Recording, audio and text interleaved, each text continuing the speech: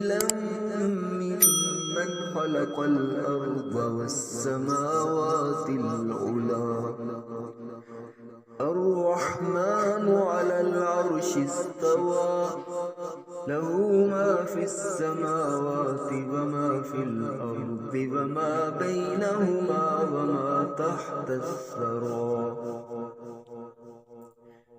فإن تجهر بالقول فإنه يعلم السر